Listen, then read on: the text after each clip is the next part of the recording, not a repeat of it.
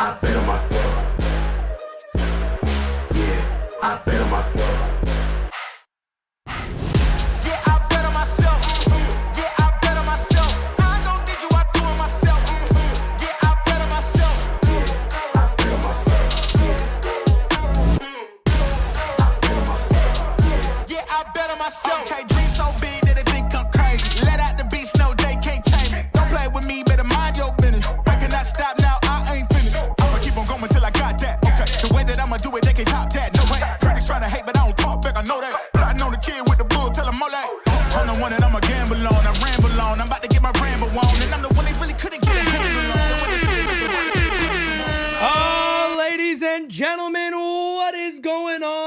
Welcome to the only Yankee podcast you need to be tuning into, and they call it Designated Spittaz. I am here with my brother, the one and only Francis Lee. Sir, yes, sir, yes, sir. Merry Christmas. Y'all know what type of time we on? Have a holly jolly Christmas. It's the best time of the year. I had a little gabagool. Little gabagool, okay. Little gabagool action. Let me tell you That'll something. get you in the spirit. Look, you wake up in the morning, you brush your teeth, you throw in a slice of gabagool. Nothing better. Can't beat it. Can't beat it. Every single time. It's undefeated, people. Undefeated. That's just the way you got to go about life. And we got a lot to talk about today, man. There's a lot of Yankee news coming out. The team is starting to come into form. Like Voltron is just, and it's ready to go, man. I tell you what, I am pumped up. I'm excited. And there's a lot of Yankee fans that are a little angry. Oh, there's a lot of anger on the timeline right now. There's a lot of anger on this timeline, Francis. And what people said to me recently? Pete, you're turning into Michael K. I'm like, wow, whoa. Whoa. They're like, Slow they down think now. like I'm letting them down. I'm like, hold on, guys. I'm just telling you what I really believe. Slow down. I ain't ready to walk around with the Don LaGreca bod yet, so y'all need to relax. Okay? Damn, Donnie. Nah. And you're not ready for the beard to go gray either. You're like pure white. I mean, I rock with the salt and pepper, but the full salt. I like the salt and pepper. I go with all that. I'll be honest with you. A lot of people say they're not excited about having the salt and pepper. I very much am. Oh yeah, no, I'm down. I think I wear it pretty well. I rock with it. I think I will too. I might get the wings too, like Paulie Walnuts. Can you fucking imagine though? Pete with wings? I mean, that's a whole. If I was a Pokemon, that's my next evolution. If Pete Simonetti ever just goes live with the wings, forget about it. You know what's happening. You know what's gonna happen. Yeah, Chat, you know what's gonna happen. Chat, what up, everybody? Oh, they started this chat with the super chats. Look at that. This chat is pumping, baby. I love it. We got Big Sexy Yankee. Big Sexy Pete is here tonight, baby. Hello, Pete. You blocked me on Twitter today. What a way to... No, that's you. That's you. I said something about Nate. This is Rocket Man. This is Rocket Man? This is Rocket Man. For the Yankees, I'm so sorry I was wrong. I apologize. Please forgive me. Can you unblock me? No, I'm not going to unblock you. Want to know why? Nobody puts words in my mouth. I don't like that shit. I say it all the time. You're not getting unblocked. That's simple. Damn. I'm sorry. Damn. You didn't get blocked at MOY. Don't put fucking words in my mouth and then come on here and act like I didn't do it. I promise. You did it. You're not getting unblocked. Enjoy yourself here in the chats. You're lucky you're still in here because I can tell Jira to let's get your ass out of here also, to be honest with you. I don't play that game. Don't put words in my mouth trying to tell me what I said about something. The people do that a lot. That's why, Francis. Listen. I had an this is an espresso. This is a big time espresso. I'm pumped up tonight. He's pumped. Ladies and gentlemen. Francis, this is one of those situations. Why do I say this? I go, Dad, don't be going on Twitter saying Pete Simonetti said this. This is what people do. They make shit up and they go, well, Pete said it. No, I didn't. I never said this. Listen, I know Big Sexy Yankee or Rocket Man. That's Rocket. Now we know who you are. Can you confirm in the chat that you are Rocket Man, Big Sexy Yankee? Only person I blocked today is Rocket Man. So it has to be him. It's him.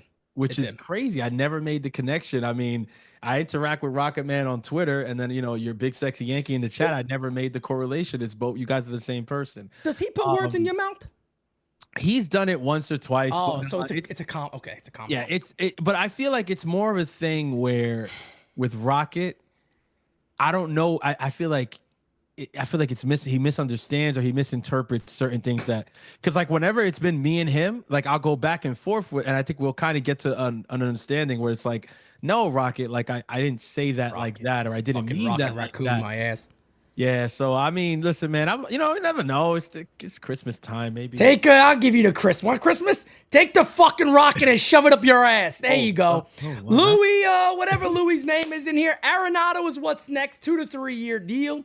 Let's go. Well, he's not a free agent, but we'll talk about that a little bit, guys. But I want to start here. I want to start with Paul Stay Gold Goldschmidt, who is now a New York Yankee. There you see it on here right now, folks. Goldy is a Yankee. And Francis, I don't know if you saw the other day, but I put both of them next to each other. Rizzo and Goldy. Yep, It's night and day difference.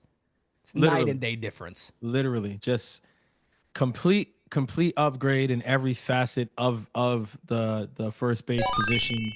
And I get it. You know, like we're looking at this page here. We got the Savant pulled up, and Little Savant. it. And a lot of fans are looking at this and they're just like, it's not what I wanted. I wanted to see a little bit more red, a little more. And here's the thing, guys, on a 1-year deal, I'm looking at this Savant page, and I gotta say, look, compared to the production we've been getting at first base the last 2 seasons, this is an upgrade in every sense of the word, man. No doubt about it. Not even close. Can I make arguments for different players? I mean, I was on Twitter doing so all weekend. I came out, I think it was Friday, and I was like, yo, Santana over Goldschmidt, right? That was like one of my first tweets of the day. Yep. And I, had some people disagree. I think I even spoke with Earl about it a little bit. He's like, well, where do you get that from, or whatever? How do you explain that? And I was like, I just like Santana, the way he fits the lineup a little bit better. I think at this stage in the game, the gloves are actually more comparable than they were in the past. I think people forget, right? Because they're like, well, Santana just won a Gold Glove, and Goldie's been a 4-time Gold Glove winner, so he's clearly the better defender. I think at this stage in their careers, they're very similar defensively, actually. Agreed. I think Santana brings exactly what you need in terms of first base and defense. And then offensively, he's a switch hitter who's going to get to hit a lot of left-handed. He's going to take a lot of left-handed at bats at Yankee Stadium in our lineup. And I just really like the way that fit us a little bit better. But the Yankees went with Paul Goldschmidt, and Judge wanted Paul Goldschmidt. It's his buddy. Judge gets his buddies, doesn't he? That's his guy. So time is going to tell, right? I mean, I'd love to sit here and, tell everybody exactly what's going to happen, but baseball 162, it's impossible to predict. We say that shit all the time. Like, Facts. So I can't tell you that, exactly what it's going to look like. But if I was a betting man, which I kind of am, I would bet the farm on him producing way more than we've gotten from first base in the last 2 years. I agree.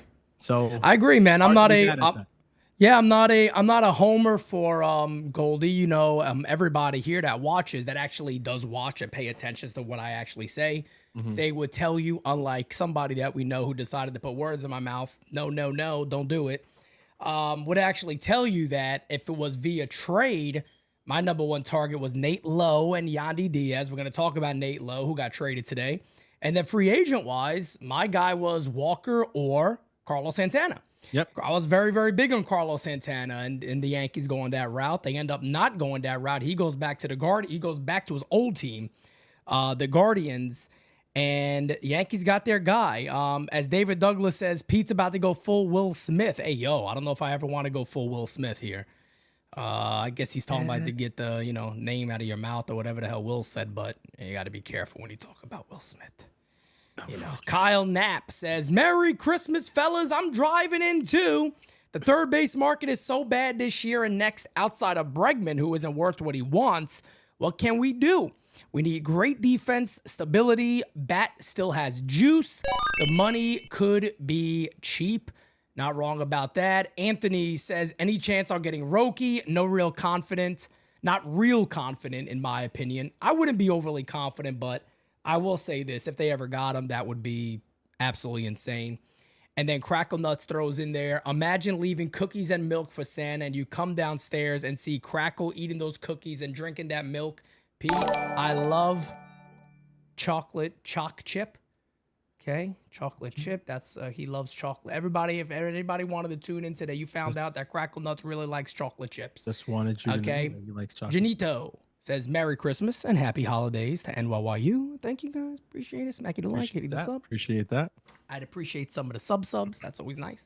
That's what I want for Christmas is some subs. More subs. But more subs, more likes. Well, let's do this real quick. Let's take a look at the actual current lineup, and then we'll talk about some of the possible additions, and then Get also a load of this guy. Well, you know, Get there's a Goldy load of there. this guy. There's the lineup. There it is, currently right now.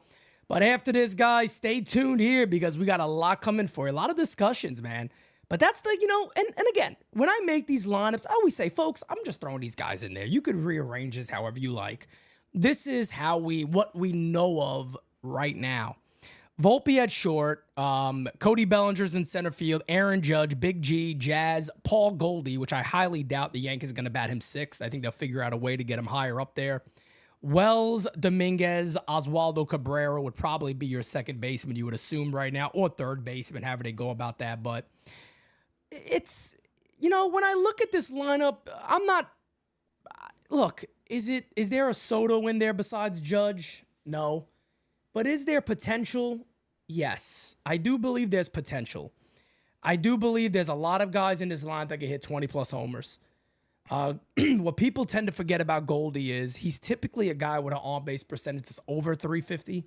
Last year, he didn't have that. Typically, he does. And I tend to believe that maybe the second half is more of the guy that we're going to see. The guy that in the second half hit 330 in his last 30 games of the year, had a shit ton of doubles, drives the ball. He's a spray hitter also. Yeah. He hits the ball all over. So a lot of those doubles he hits down the right field line towards the wall could be out. I think he has a chance, a 1-year commitment. The more I hear the 1 year, and I keep saying it's a 1-year deal, the more I like it. $12 million isn't insane. Good glove. He could pick him. He could definitely pick him. Yeah. I can't sit here and be upset about this deal. I think it's an improvement for the Yankees.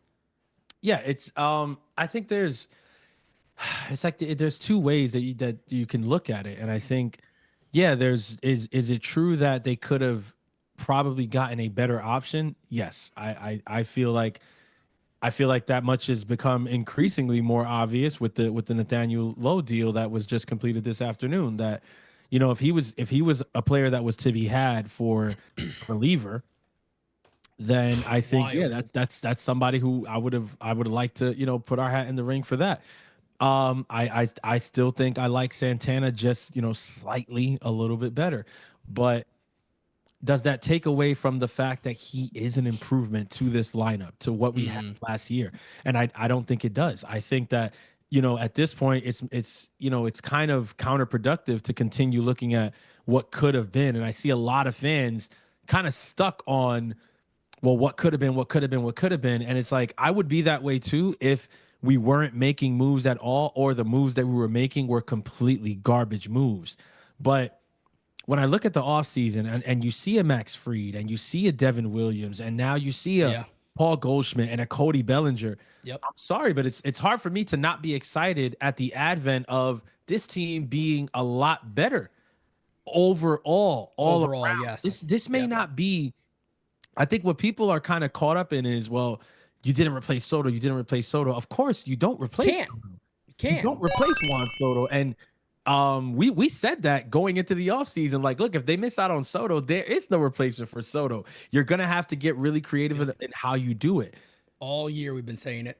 I think there's a reality, though, where the 2025 Yankees are far and away better than the 2024 Yankees. And that probably sounds like a hot take to a lot of people right now. But, Pete, this was a team in 2024 that was ridiculously top heavy. It was Judge and Soto. Pete, it was. Who else was it in the regular season? Who else was it?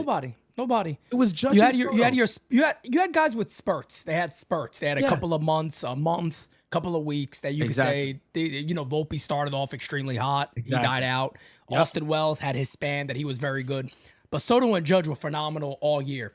And you're right. This lineup is starting to feel like it could become a little more balanced. That's of course with these young guys becoming more productive, the production that you'd expect from some of these players. Now, the one thing, I'll get to these super chats real quick, then I want to move on like you were talking about with what fans' mindset is. Gilbert says, one more Gold Glove infield and we will win, and we win it all with the pitching we have now. Great pitching wins games. And then Dimension Yami says, how would y'all feel about Brendan Donovan? Big fan of Donovan. We're going to get to kind of filling out the roster a little bit towards the second part of the show here, but I want to stick here for now. Then I do want to talk about the Nate Lowe trade because that was really interesting. Oh, yeah. But, I've been getting this from fans a lot. They're like, oh, you're just, you're shilling for the Yankees. I'm like, wait, guys, you know who you're talking to here. Yeah, not like I'm the last person that's going to be shilling for the Yankees and anything, but I'm also realistic. The minute you lost Juan Soto, we said it. Me and Francis even sat here and said, you might want to skip free agency because there's just nothing, like there's not a lot there. And I was talking to my dad about this today. This was the worst time to lose Soto because there was really nothing else. Like, let's say, for an example, this was next year. And you lose Soto and you go, well, Tucker and Vladdy's available. So just the same type of money you were looking at. Exactly. Throw that shit somewhere else and you're back. Like, you're right back to where you were. We didn't have that. With one move, exactly. Brian Cashman, I made the video, if you guys remember, when I challenged him. I said, Brian, you got to live up to this cash god. Now you really have to work. Now you got to get creative. Now you got to do. And let's be real. I guess in a way you could kind of say maybe he's been creative to a degree. I don't really think there's extreme amount of creativity here because a trade for Bellinger was easy. You just had to come out and go, I'll take most of that money, not a problem. And it's like, okay, we'll work something out here. And it's done. Devin Williams came out of nowhere. Very solid deal. But Francis said this before. That was definitely creative, no doubt. Francis said this before, and he's 100% correct. You had to find a way to get better because you're never going to replace Juan Soto. Nope. You're just never going to replace him. So if your fandom is in the mindset of Soto and Judge was irreplaceable, that combination was too good, you're correct. It was. Yeah. And you're not replacing that. So I can't sit here today. I was talking to somebody yesterday. He goes, what do you grade the offseason? I said, an A. A. Right now, yeah. Right now, it's an A. I don't know how. People are getting mad at me for saying this. I'm like, fellas, there was nothing available. They got Cody Bellinger. You can make an argument. Might be better than every free agent available right now. You might look around and go, well, he's the better fit. After Soto, no free agent fit the Yankees better than Cody Bellinger. He fits. He fits. It's about fit. Thing. It's not about Pete. The thing too with fans, and that's why I was speaking about the mentality is that and we saw this coming, which is why we kind of tried to prepare like our community as best we could. Like, guys, look, if Soto does go elsewhere, you gotta take a breath, because what a lot of fans are angry about is the fact that they don't feel like the Yankees have replaced Soto, and they feel like that was the job. Like, you lost Soto, okay, well now how do you replace him? Cody Bellinger is not Juan Soto. Paul Goldschmidt sure as hell isn't Juan Soto. Yes, it's true, but you have to look at the grand scheme of the team. Correct. And I think when Pete says an A, like, we're in lockstep with that, because when I'm looking at the overall team for 2025, the starting rotation is redonkulous, okay? Garrett Cole, we lost Garrett Cole most of the year last year, all right? Hoping and praying Garrett Cole comes back as normal Garrett Cole in 2025, and he's anchoring this rotation at number one. You have bona fide stud in Max Fried right behind him, who's another him, right? Phenomenal. You have the rookie of the year in Louis Heel rounding out the back end of the rotation, who has stuff as good as anybody in the rotation, okay?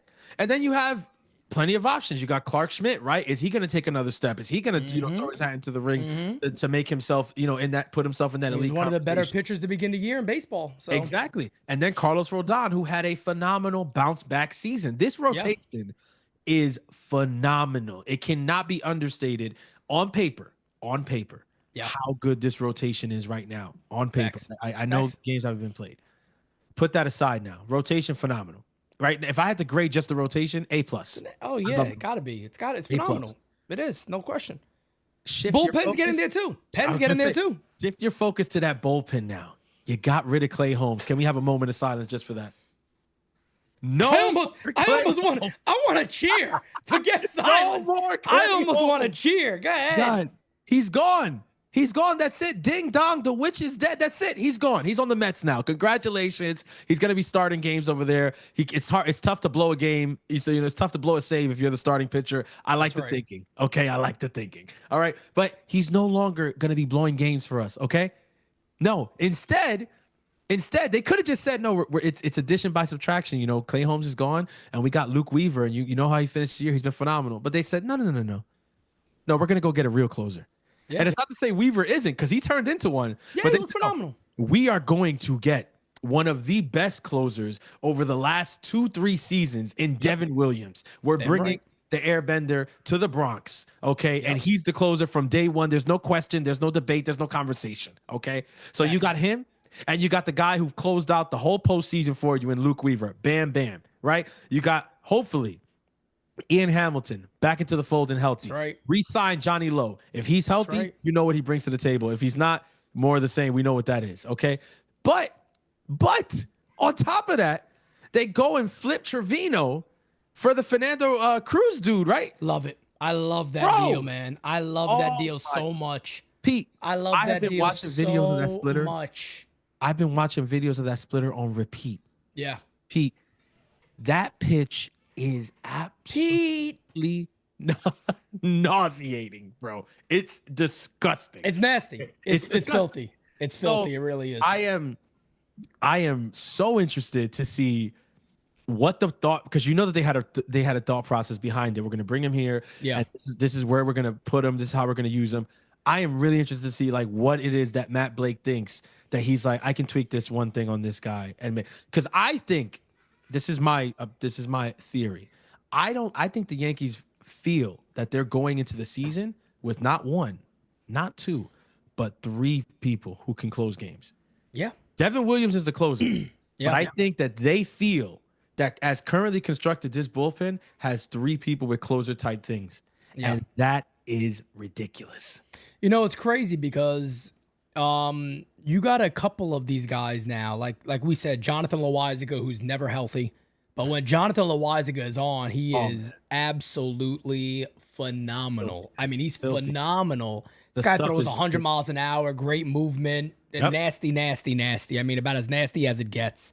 You got a lot of these guys that are extremely good. What happened? I said he's Diddy Party nasty. Holy shit. I mean, he's filthy. I don't know how filthy he is with that, but he's pretty damn filthy, no question about it. But when you look at, like you said Fernando Cruz, right? You look at, I could almost say the closers that they have, because that's kind of what it is. They got 2 closers potentially, but then you like you said, you got Ian Hamilton, you got Efrosser, you got this guy, you got that guy, this guy, that guy. The Yankees always figure out a way to bring the pen together and make it work. They got a shit ton of options as it is right now. From the right side, we haven't really gotten the lefty side of things yet. You got guys like AJ Minter, that's a free agent that I like. You got Tim Hill, that's a free agent, of course, that we've already seen. Kind of surprised Tim Hill hasn't been back in the fold already, to be honest. But they'll work some things out there. But you're right, man. There's A pluses on the pitching side, in my opinion. There's no denying that. Now we just got to round out the infield. Got a super chat here from Frank Cortez. He says, "Hi, Pete. The Yankees need a good slugger. If the Yankees want to get to the 2025 World Series, that is. Sorry, but that's the truth, guys." Well, I disagree. I disagree with that in a way, because slugging right now. That's what I'm saying. The Yankees do have slugging. I mean, I don't know, when you're saying a big slugger, maybe you mean another bat like another Soto. You're not going to get that. They got, I mean, hell, we can do this live right now. Let me pull up the lineup again. I mean, we're all smart enough here. We could look at this together. Anthony Volpe, all right, let's say, 10 to 15 homers? Yeah. And he could do more than that. He's done it. Cody Bellinger, 20 plus with the Yankees. I think that's easy. I could hitting in front of Judge. I can see him hitting 30 plus. That's what I'm saying. I'm like, okay, well, we'll meet at the middle, 25 plus. Yeah, let's say say 25 plus. We're gonna be fair here. Aaron Judge, if he's healthy, guaranteed 40 plus. 50 plus. 50 plus, guaranteed. Yeah. Stanton, all right, we know he's going to be injured at some point. 25 plus is fair. 25 plus is fair. 25 plus. Jazz, I've made a prediction. I think he's a 30 homer guy, but I think he's going to go off this year. I think he's going to go bananas this year. I'll say 20 plus to be fair, to be along his career. There you go. Goldie, 20 plus. Another 20 plus. Austin Wells, 20 plus. 20 plus. Jason Dominguez, if he's anything that we think he could be, I think Dominguez hits 20 bombs in the majors. Pete, I think he does that. I think he does that in his sleep. I think a lot of people are sleeping on him because of what happened last year and with how I know the mist. Yeah, I know how the Yankees hit. You know better than anybody how they treated young Jason. But and I love the man, and he loves me. Okay, listen, I think 25 to start. Okay, and even that, and then you got whoever the next is going to be after that. We'll get to that eventually, but wow. I mean, I think everybody got to kind of this. You know what it is? It's the psyche of it. It's the sexiness of it. Just let's give this time and let's see what happens. Big sexy Yankee again. He's still here. Okay, don't put words in my mouth, and you can stay. Imagine the news breaks. Yankees get third baseman Austin Riley. You want to laugh? It's actually funny he says that. Me and Rod Thompson were talking about the Riley? other day, and no, I brought it up. I was like, because we were talking about what if they got Sasaki, like what would they do? And I'm like, well, I mean, if you get Sasaki, all bets are everything's on the table. At that point, it's like Clark Schmidt. You never know what could happen. You know what I mean? So like, you never know what can actually happen. And we were talking about that. I was like, maybe Ozzy Albies could be in the fold potentially. Austin Riley. I mean, I'm trying to think of names that nobody have talked about yet, really. Yeah. That could be a surprise. Because there's not really, like, teams coming out going, this big guy's available. You don't really hear that this offseason. There's really nobody out there. So I would just love to see the Yankees do something like that and see what happens. But Kev, what up, Kev? He says DJ Jason will have 30-plus. Book it. Damn. Yeah. No, look, it's very possible. And to be honest with you, that's what intrigues me about the Sasaki prospect is that, bro, the Yankees were ever able to land him. It completely blows this offseason out of the water and puts the Yankees in a position where nobody's competing with them for best offseason. Nobody. Oh, man, bro. It would be so, but it would change so much. It's a seismic shift. It is too. Shift. But Francis said, we talk about the business side of the game a lot too. It is huge for the Yankees. We talked about this last year when it came to Soto with having a very, very big, influential Dominican community that's going to the stadium. Now he'll see some of that in Queens. But when you look at this for the Yankees, Japanese stars have always done well. Oh, yeah. And I'm not talking about production-wise. I'm talking about getting sponsors, having media follow them around. Oh, yeah. It's worked very well. There hasn't been any news yet on how the Roki meeting went, but they've had an in-person meeting, and that's more than I ever expected. Yeah. I never even... And you know what's interesting about this? I brought this up.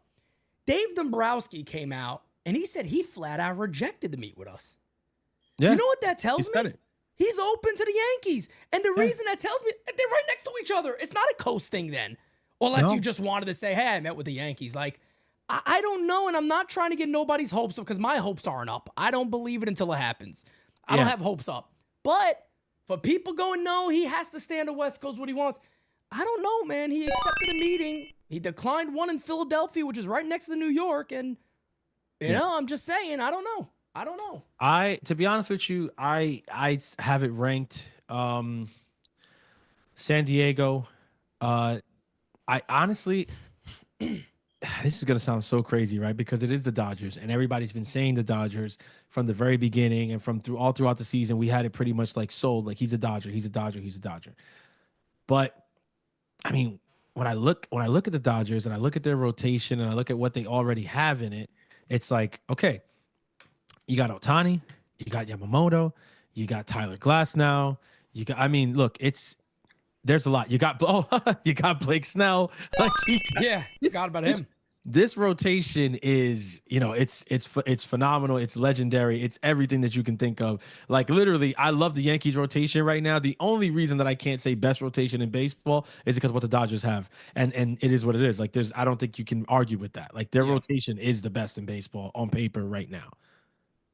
So when I think about Sasaki and going there, it's like, yeah, they do the whole 6-man thing because, Yamamoto and Otani and Sasaki. Could that be a comfort thing? Yeah.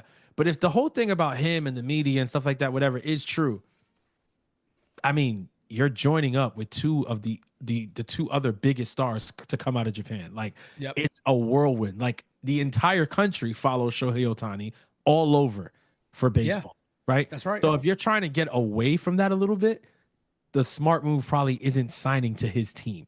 And make no mistake about it, it is his team. Like, he's the one who drives the bus, okay? And the one who sits in the first seat is Yamamoto. So at Sasaki, you would be like, the third, fourth fiddle of the team versus going to a team like the Yankees, where we don't have a Japanese player right now. And you know what it looked like when Matsui was here. He can tell you how he enjoyed his time here. I mean, Tanaka, who he grew up idolizing. Yes. Enjoyed his time here, and not only enjoyed his time here, but maximized the shit out of his time. Like, a lot of people don't speak about this. Tanaka did very, very well off the field when he was a Yankee. Of course. Very well. He was one of the biggest stars in Japan. Commercials and stuff. Like, over here, we don't see it as much. But in Japan, like, he was everywhere when he was everywhere. Yep. So it's like, you got all that. It's like, yeah, I think that there is hope. The Yu Darvish stuff in San Diego, though, does kind of worries me. Because it's like, if that is his best friend like that, that's a pretty good squad to join up. Yeah, it is. It's a great team to join up and to be doing battle against, the Dodgers. But we got a super chat here by Slim Lewis. Says Goldschmidt and Wells hitting 20+ home runs are huge stretches, especially Goldy. Judge might hit 30, 35 with a 470 on base percentage with nobody protecting him. That is wild. The dude hit 62 with nobody in the lineup. What are you talking about? I mean, I think that honestly, brother, you have a lot of good super chats. No protection, no nothing. You got it. Slim Lewis, you got a lot of good super chats. That legitimately might be one of the worst ones I've seen in a long time. And that's not even like, I'm not just coming at you on that because there's evidence to back this up. Austin Wells, he said 20+ homers. Wells hit 13 homers and 350 at-bats. Bro, Goldschmidt, everybody knows he had a horrible first half last year, did not have a good season overall. He still finished with 22 home runs. You think he's going to do worse in the Yankees lineup? Yeah, it's 35 homers and 22, 23, 25, 24, 22. But now he's coming to an absolutely phenomenal lineup. I mean, to say, and especially with Gold, the thing about Goldie, and I was talking to my pops about this today, the thing that's going to surprise people, if you haven't watched him a lot, this dude drives the ball like a cannon to right field. Yeah. He smacks the ball to right. He's going to hit some homers to right field at Yankee Stadium. And I'm going to show you some. I'll pull it back up again, but I'm going to check. He had 22 homers, right? If he played at Yankee Stadium, they'd bump him up to about 25. This is on Baseball Savant. But look at the spray charges one more time before we move on. This is a spray hitter. Now, there's going to be a guy we're going to get to later. And I'm going to show you why I would be a little concerned, because it's completely different than this. This man is not a guy that you just say, okay, he can hit the ball with power just to left field when he pulls it. Not at all. Goldschmidt hits the ball where it's pitched. And I think with decent protection and a strong lineup, he might have a surprisingly good year. And this is where the friendship with Judge comes into play. Like, do I love it in terms of that probably being one of the big reasons why he was chosen over a guy like Santana? I hate that. No, I hate that. I don't like that. I agree. I hate that. I've never been for like players having that kind of say. Like, yes, I want your opinion to be heard. I want, what you think, what you feel is going on during games, of course. And in terms of personnel, yes. But I feel like, if that's the number, if that's like the final, say kind of thing, I don't love that. But be that as it may, right? Because that could be false. Like, who knows? Maybe that, Cashman wanted him. Who knows? Here's where the friendship is a positive, though. Yeah. Goldy coming over, links up with Judge right away and starts working with Judge. Like, yes, they're having conversation on Judge's approach and why Judge goes inside out a lot. Like, why Judge, his approach is right center versus left center as a right-handed hitter. And that's the kind, like, if Goldy needs to get close to anybody and work with anybody in this 1 year in the Bronx, it is Aaron Judge. He needs to be with Aaron Judge. He needs to shadow Judge, and he needs to have that approach. Right center field, right center field and go from right center to the rest of the field. That's your approach. If he takes that approach in Yankee Stadium, he's going to have a very good offensive year. Yeah, and I mean, you look at he was a completely different hitter. I mean, the first half was horrendously bad. Yeah. I mean, he was really, really bad in the first half of the year. He did have more homers, 13, but you look at everything else. I mean, 19 doubles, 9 homers in the second half, hit 271, a 799 OPS, 480 slugging percentage. So everything was up a shit ton. And like I said before, his last 30 games of the year, he just kept getting better. 330 average, 370 on base percentage, 550 slugging, shit tons of doubles, 3 home runs, 15 ribbies, 8 walks. Not as many strikeouts either. Kind of brought the strikeout rate down a little bit towards the end of the year. But again, man, I don't think he was either one of our first choices. We've said it multiple times. I mean, I remember early in the year, I was like, nah, you'd pass on that. I wouldn't. I think there's other options right now. Yeah. But when I see it and I see the deal, if it was a 2 or 3 year deal, I'd be like, get the fuck out of here. That's bananas. So I think anything more than one, I'm pissed. I'm right there with you on Anything that more one. than one, I'm pissed. Kev says, Francis, if Yankees get Sasaki, I'm gonna Sasaki live. I'm gonna Saki live. I'm gonna Saki live. Okay, he's in a Saki live. We're gonna have some Saki live to get Roki, man. That's I'll have a little Saki. Guys, we got over 800 in here. Smack that like, hit that damn sub. Come on now. You've never done before in your life. Big sexy Yankee again. Can I just say Rocket? Rocket says Sasaki doesn't care where he plays geographically. I'm happy you know him well. Danny says, salute gents. Will Oz get playing time with us? We're about to get into that part there. And then Slim Lewis says, I sincerely hope y'all are right. We do too. I hope I'm right also, because if they don't hit 20 homers, that's not too good. That wouldn't be too cute for the Yanks. But Francis, you said it earlier. There was a trade made today of a guy that I talked about a lot, and I said if it was via trade, just because he could field, he does all this stuff, that would be my number one choice over Yandy Diaz, believe it or not. I said that multiple times. He gets traded today. Jeff Passan breaks this news really out of nowhere. passing bomb. A passing bomb out of nowhere from the top rope, some would say. Left-handed reliever Robert Garcia is headed to the Nationals in the trade for Nate Lowe. And I'm sitting back there going, hold on a second here. That's not it. Come to find out, that's it. Now, if some of you don't know, Nate Lowe is one of the best defensive first base. He had I think it was a 7 defensive run save last year. Outs above average, so it was like 7 or something like that. He had an overall crazy good year. His OPS plus was over 120, I believe. Mm-hmm. He had a really good season. Oh yeah. The fact of the matter is that they just handed him away for a lefty reliever that can get some strikeouts, which I know is good, but 28 years old, has a bit of control. But you would have sworn you could have got a little bit more for Nate Lowe. Bro, then a reliever with a 4 ERA. I mean, yeah, and like I said, even if there's peripherals there, let me break this down for everybody. Even if there's some things there that you like maybe more than what the numbers show, kind of like how Cruz is with the Yankee trade. Yeah. But let me listen to this, folks. Does anybody think Jose Trevino is anywhere near the productive player on any side of the ball that Nate Lowe is? No. Nowhere near, right? That's agreed. We agree on that. Yeah, not even remotely close. The Yankees got one of the best strikeout relievers in Major League Baseball and a backup catcher just for the hell of it. Yep. These other dudes gave away a potential Gold Glove first baseman, 20 plus homers for bananas. I mean, when I looked at it, when I saw it, it's one of those things where I'm like, there has to. I mean, I would hope that Texas is like sold on, something that we just don't see out of Garcia, and it is what it is. I did, look up his pitch mix and looked at whatever, and yes, I could, there's certain things there, but there was nothing that really just jumped out to say like, yeah, like I would trade Nathaniel Lowe for this.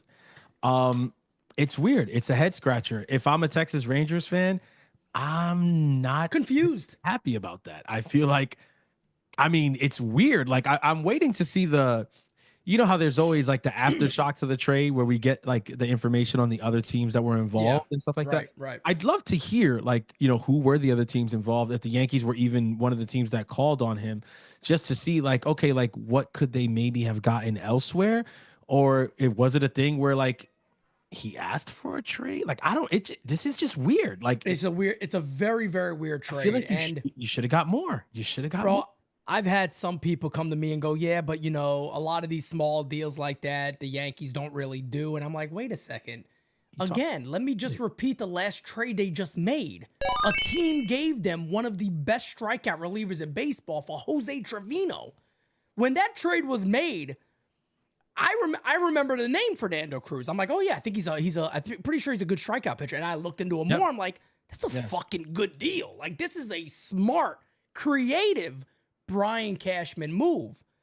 But this other trade, I don't know what Chris Young was doing today, but it's just very, very strange that that deal was made that way, and that's all it took, because I know there's other clubs out there vying for first baseman. Hell, the Mets are out there looking for a first baseman. He would have been a hell of a fit.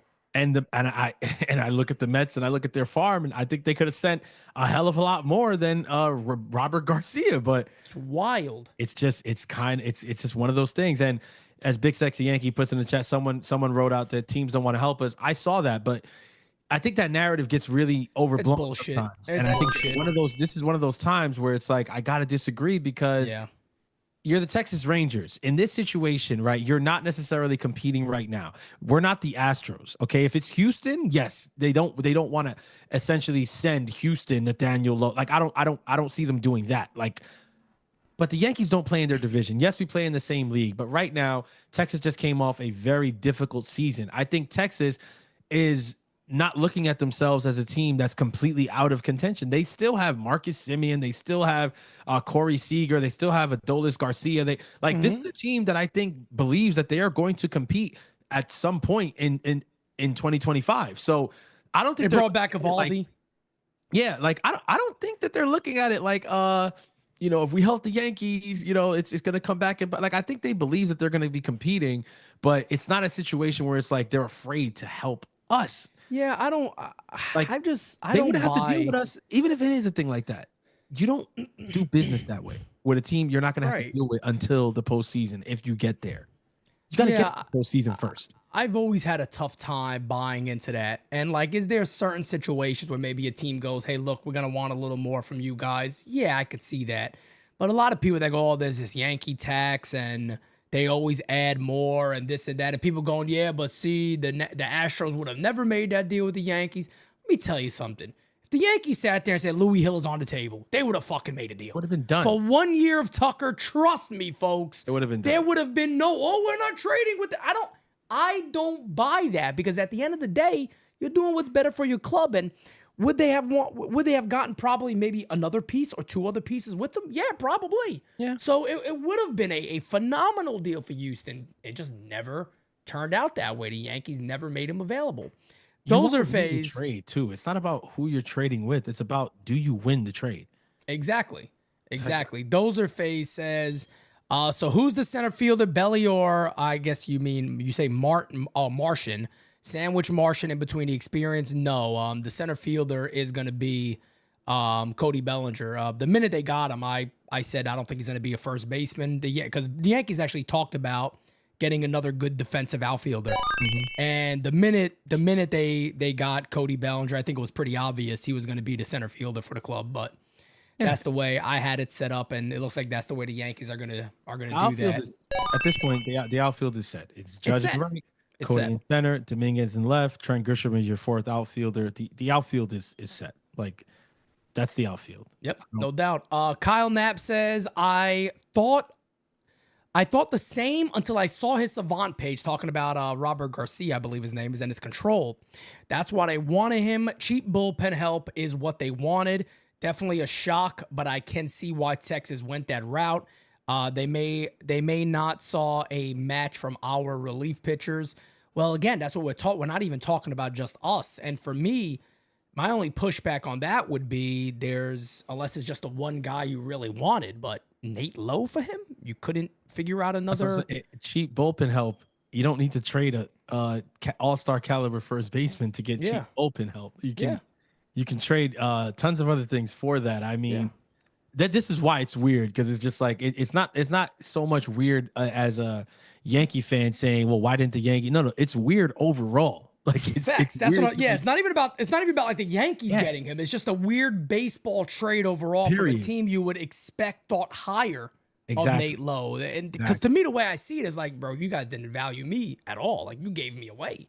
Even if Garcia is good, it's like a starter that's very productive for a reliever. It's a bit like wild. the shit. It's the shit that Blake Snell said years back when he was in Tampa Bay. He's like, they try to trade me for some slapdick prospect. It's like Nate Lowe just got traded for some slapdick prospect, and this is why we're surprised, because it's like, huh? Like, that's the best I could do. Like, I'm sorry, like, I'm not a Rangers fan, so I mean, we got our boy Hank as a Rangers fan. I would love to see how he feels about this shit. That's good. I would love to hear what Hank had to say about that. But I can't wait till I see him in the chat again, because I'd love to see what he feels about it. I would be pissed. I'd be like, why did we do that? Like, I mean, if you wanted a reliever so bad, why not just go out and sign Tanner Scott?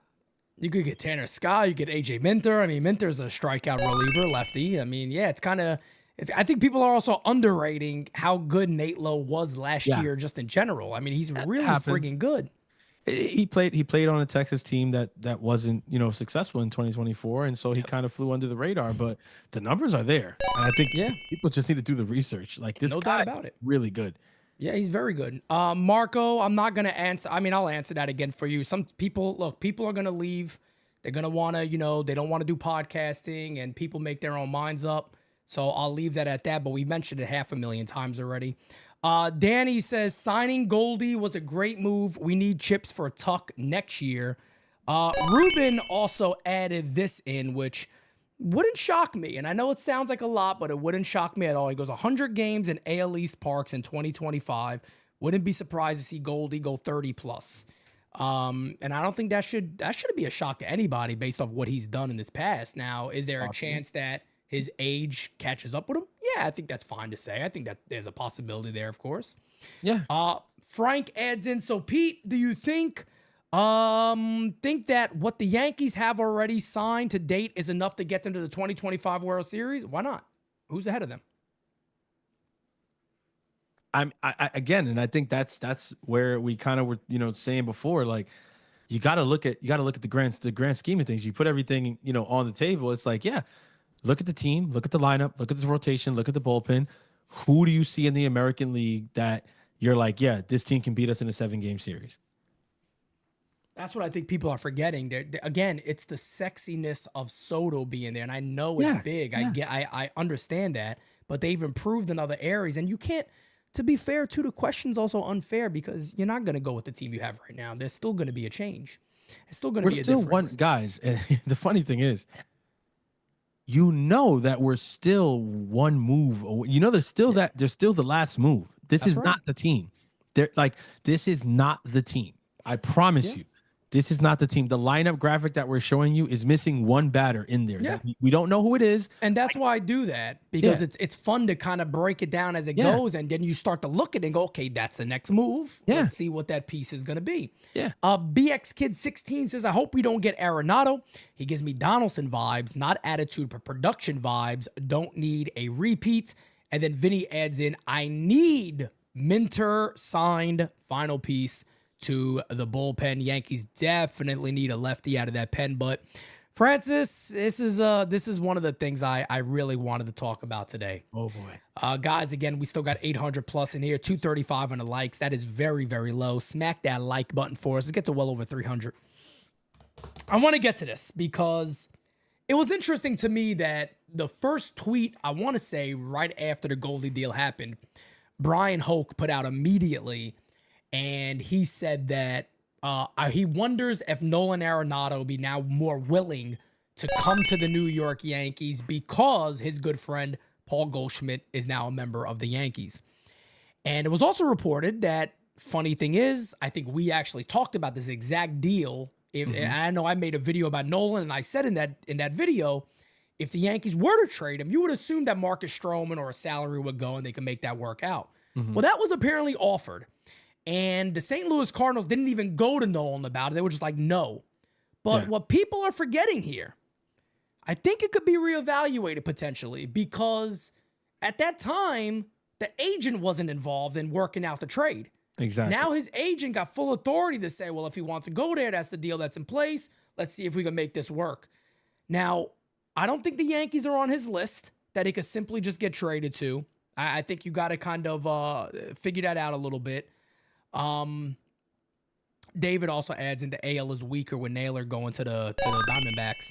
But the one more thing that I want to say about the Nolan Arenado thing, if he were to come to the Yankees, and let's just play the hypothetical here, if he did, you got Nolan at third, Volpe at short, Jazz at second, and Goldy at first. It's a far superior defensive club. I think everybody would completely agree on that.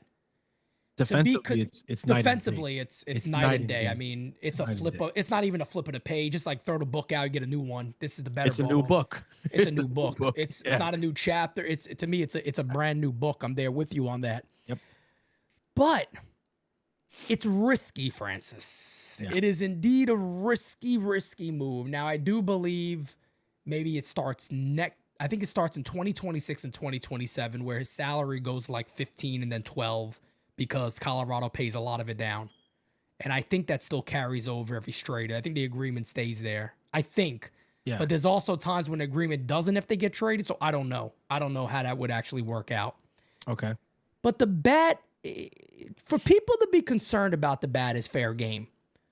But the one other thing that you can say, currently now, you're talking about, who are we talking about? DJ LeMahieu, Oswaldo Cabrera, probably the two most likely guys. He's an upgrade to those guys. Yeah. I think that's fair to say, right? Even with the money, he's an upgrade. Yeah, he is. He would be. That's my concern, folks, the spray chart. Forget the numbers. The spray chart is my concern. There's not enough going on in right field. There's not enough going on in right. And I showed you guys, and as a matter of fact, I got him up. That's Goldy. That's Nolan. That's Goldy.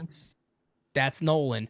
But again, if I were a club, if I was Boston, he would have been a Red Sox already. He would be phenomenal in Fenway. I would have been and I don't know if that's like in his trade or whatever, but I would have been had this guy on the club already. But for the Yankees, let me tell you something. Like we said, defensively, yeah, it's a hell of a different club. Yeah. I'd be more of a wait and see approach on the bat because I still think it's in there. 272 average last year is not shabby. You know, there's some numbers there you like. The slugging percentage went to hell, which is scary. I don't know how to feel about it, man. I really don't. I don't know how to feel about it. Is he an upgrade? Yeah. From what they've had and what they currently have? Yeah. But what's your thoughts on that?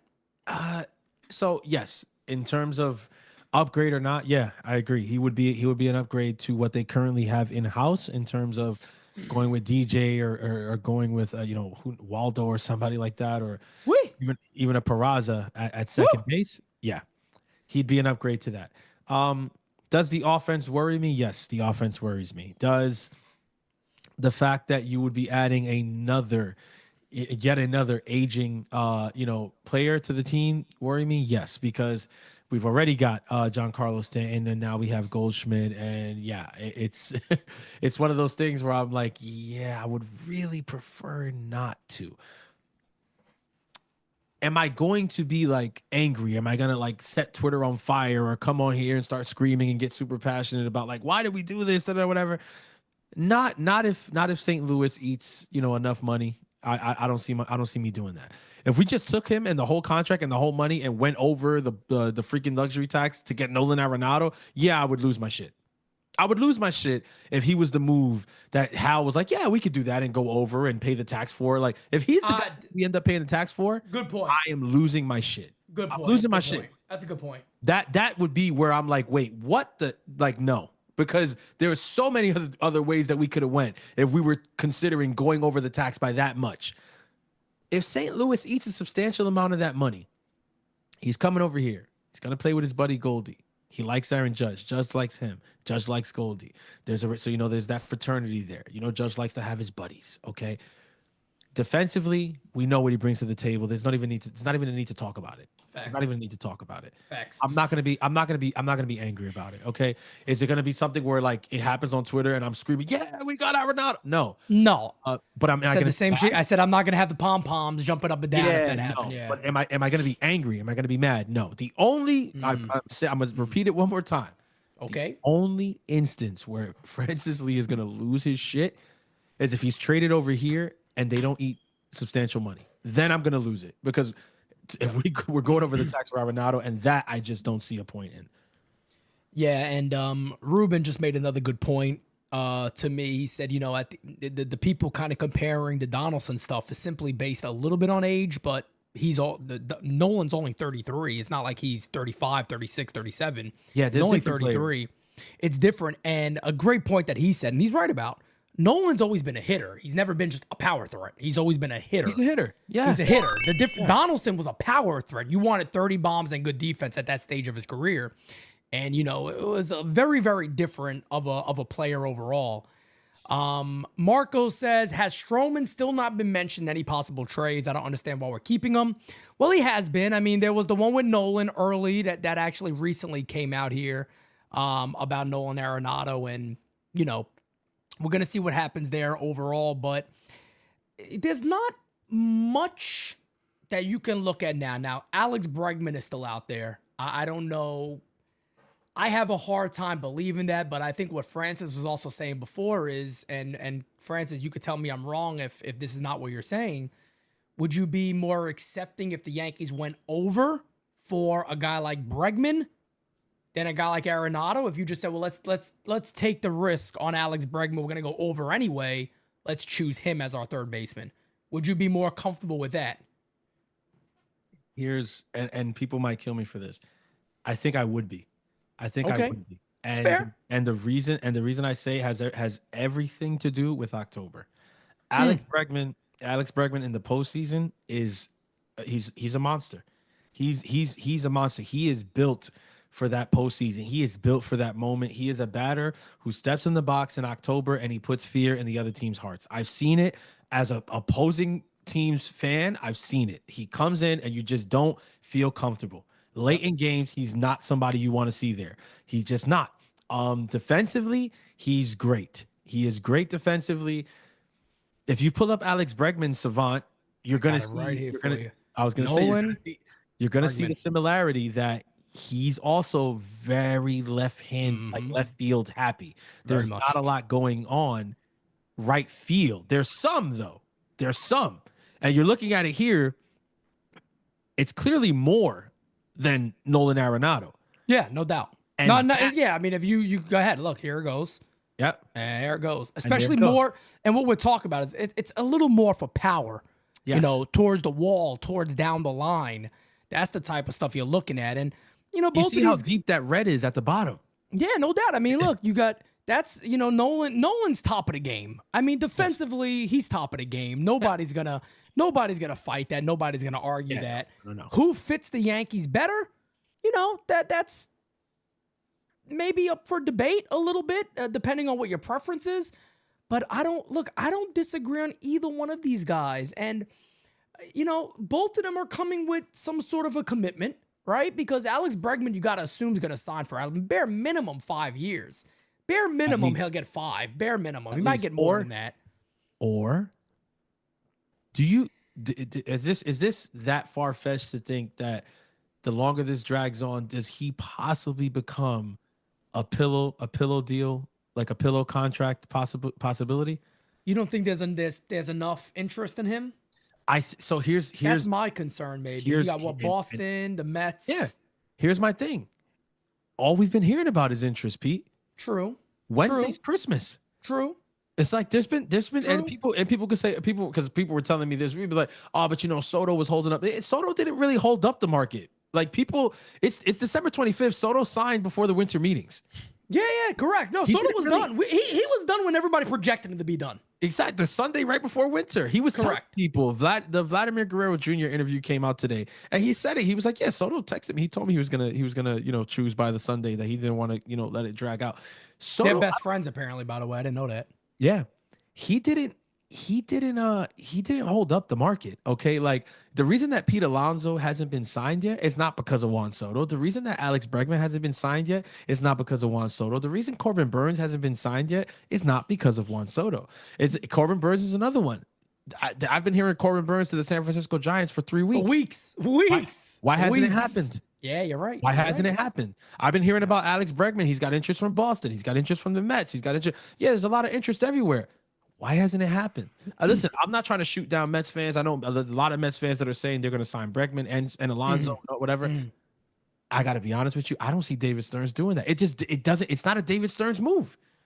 Which, by the way, Francis, you've been pretty damn spot on when it comes to people kind of coming out this year going, look, obviously they paid Soto a lot of money. Yeah. But I've been saying, how the fuck don't you go get Corbin Burns at that point then? I'm still confused by it that you're trying to piece together, but that's kind of what David Stearns does. This is who he is. It's almost like your owner going, hey, look, I'm going to make one part of your job easy. I'm going to fix the offense a bit. I'm going to give the money for Soto, but then I need you to work your magic. And if it works, it'll be good for the Mets. But yeah, I'm still a bit of a head scratcher here that they haven't jumped in on Corbin Burns quite a bit.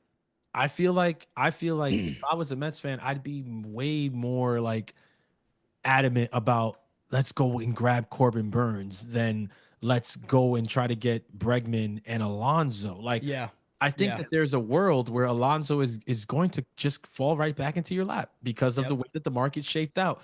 To me, there's no doubt anywhere that, Cohen and Howe kind of have this, handshake backdoor agreement where it's like, your homegrown guys, our homegrown guys, like, we're going to, that's not going to be fair game. So the whole shit about, the Yankees and Pete Alonso, I didn't believe it for a second. Right. I didn't believe it for a second. Yeah, that was definitely baloney. Like I saw people out there that, oh yeah, I was like, dude, the Yankees are not signing Pete Alonso. They're just not. Like, I'm sorry, it's not going to happen. The same way that when Aaron Judge was a free agent, people were trying to say, oh, Steve Cohen, he's got the money. No, he was never going to be a Met. Like it wasn't going to happen. Yeah, it was one of those things. Now you saw what Christian Walker got. Now Carlos Santana signed. Now Paul Goldschmidt signed. Pete Alonso's in the wind, bro. Like literally. This could not have materialized worst for Pete Alonso. Well, look, let's be honest. And thank you, Johnny Gonzalez, throwing in the designated Spittaz sticker right there. I love it. Love that. Let me just, let's be real here. Pete Alonso's not a good player. I mean, I think people struggle with this here because he had such a great rookie year. Pete Alonso's never been the same player. Let's be honest. This is very much a home run hitter. I think he's a good power hitter. Yeah, exactly, right? There's one dimension of his ball game here. Yeah. He's not a great defensive first baseman. He's not a phenomenal first baseman. He doesn't there's no speed. He's not a phenomenal base runner. Yeah. I don't think he's a bad first baseman though either. No, he's not. He's not. But that's what I'm saying, right? He's the original, what would he want? 200 plus million for what exactly? Like that's my struggle. Then this is Pete at the table, guys. If he's negotiating with Pete Alonso, this is exactly how I negotiate. I mean, what are you here for? $200 million. Can you explain to me for what exactly? Because I don't see much here, to be honest with you. But somebody in the chat said that apparently maybe there's a meeting tomorrow with the Yankees and Bregman. I haven't heard that. I haven't seen that anywhere. I don't know how real that is. I would need to know who's reporting that. If John is reporting that, then Rocket says Bregman is a Boris Klein. He wants $200 million. Let me tell you something about that too, man. Wanting is one thing, getting is another. He's not Juan Soto, so he's not going to say I want $300 million. He's not getting that. That's what I'm saying. I mean, look, at the end of the day, for somebody like Bregman, I'm not saying he's not a bad ball player at all. There's a lot of things I like about Alex Bregman. But do you think that he probably, if he was going to get $200 million, I almost feel like he would have been signed already. I feel like somebody would have came out with 225, 230 already. He would have been done. Honestly. I don't think the offers are there the way they expected. It kind of reminds me of where like Snell was last year, when it's like you're never getting that money and it's a waiting game and nobody's coming to the table. So you're going to have to eventually sign some sort of deal here. Which is how I think David Stearns played it with Pete Alonso. I think Cohen likes Pete Alonso. I He think does. He looks like he does, yeah. I think Cohen wants Pete Alonso to be the Mets first baseman for the future. I think Yeah. that's his guy. I think he wants him, and I think he realizes that there's a fan base, a section at least, that really resonates with Pete Alonso, and that's their guy. But I think David Stearns sat him down and said, "Listen, Steve, we don't have to give this guy $300 million. Yeah. Because nobody else is going to give him $300 million. Hey, Correct. guess what? And if somebody does, they took him off your hands. Don't, He said, don't worry about it. I think he literally said, look, I'm not sure they're going to give him 200 plus. True. I think we wait him out. And it could not have gone better for them. Yeah, Literally. that's right. The fact, listen, the backup options are already signed. Santana, Goldschmidt, they're gone. They're off the board. Right. Nathaniel Lowe just got traded today. That's right. Like, dude, all the teams that were like in the market for first baseman are like, they kind of got their guys. It's just Pete Alonso and the Mets just hanging out there like, are we going to dance? Yeah, no doubt. I think the leverage right now is in Queens. And the same thing goes for Alex Bregman in a sense. When you look at it, it's like, damn, bro. The Astros pulled kind of a move. And I don't think a lot of people realized it. But with the Kyle Tucker trade happening when it did and them getting Isaac Paredes, that signaled to the whole entire rest of the league, Bregman's not an Astro. Like, Right, it closed correct, the door correct. on a possible return there. Like, whereas they offered what they offered, but there was still belief out there. Like, well, you know, he rejected their offer, but who knows? They could come back to the table and renegotiate. No, that's off the table now. Yep. That was one of the biggest teams. If anything, most people thought he would end up staying there. Now that's not an option. So what does that do to his market? Well, I think we're kind of seeing what that does to his market. Now you got teams saying, well, I'm not going to go to 2-something if they're not going to go to 2-something. Like, I'm trying Correct. to say, I want you here, but I'd like to have you here at my price. That's right. That's right. Let's see how low is this going to go? How low can this go? And that's where I start. I mean, again, how old is Bregman? Because 30 years old. He's 30 flat. Yeah, 30. It would take balls to take a pillow deal at 30. Yeah, That's the market again at 31 as a third baseman. Da, da, da, da. So yeah, I don't know if he's a candidate for that, but it's interesting, bro. That's all. It's really interesting with Bregman. I don't know. Like I said, all the interest is there, bro. But I mean, Christmas is Wednesday. He's still I don't. I'm with what a lot of people are saying, man. I do not see him getting. I'm highly doubtful that he gets $200+ million at this point. Alonso I to really Texas. Somebody says in the chat, Alonso to Texas. That would be funny. That would be interesting. That I will actually like that move for Texas, to be honest. I think that would make a little bit of sense. Dozer Face says Cole, Freed, Sasaki, hopefully, Rodon, Hill, Smith, #1 rotation in the American League. I got news for you, brother. With or without Roki, they're the #1 pitching staff in the American League, and I don't think it's really close. Right now.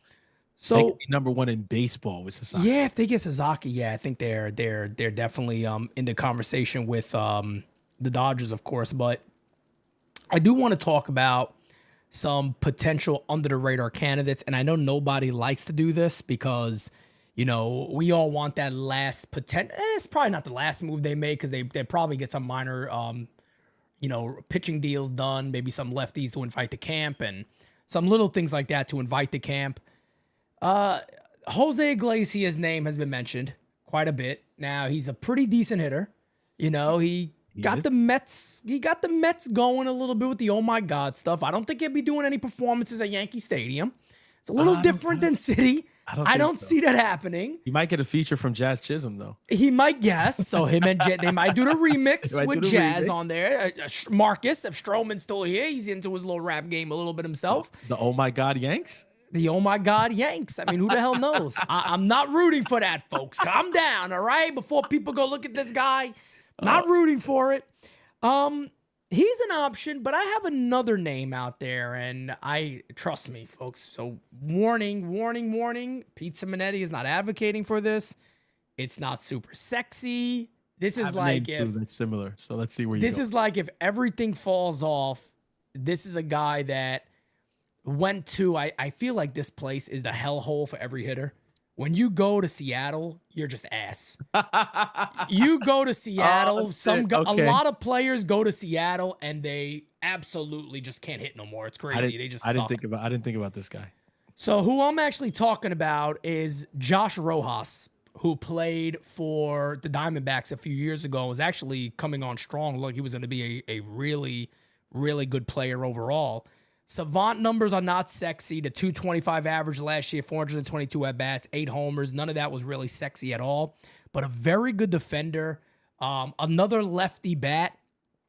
And look, I'm telling you, I think he's a better hitter than what he showed in Seattle because everybody goes there and seems to die.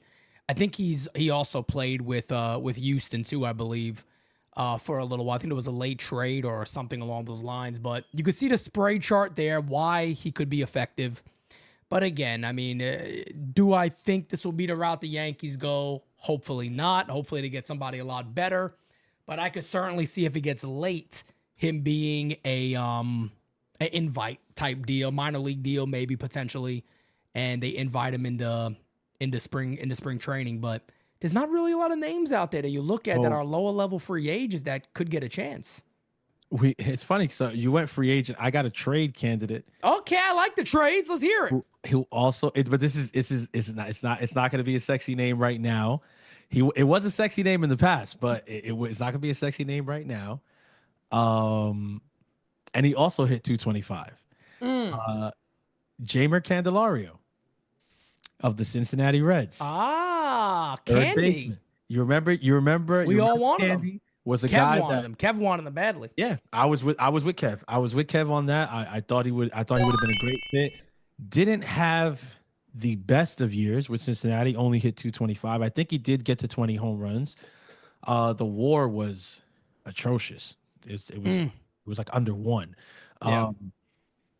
He signed a 3-year deal with them. 3 years, $45 million. So he gets 15 a year. Would the Reds be a team interested in adding some pitching by way of Marcus Stroman? And here's the thing, though. If they're going to take 18 and we're going to get 15 and they're going to take $3 million from us, they're going to want a prospect attached. Yeah. The Yankees have made all of their deals thus far this offseason without dipping into the prospects too heavily. Correct. So really. If we had to throw a prospect on top of that deal to make it happen and get a guy like Jamer over here and hope that he has a bounce back year in 2025 hitting in this lineup, I do it. Now, am I saying that this is a possibility? Am I saying that I've heard that there's talk? No.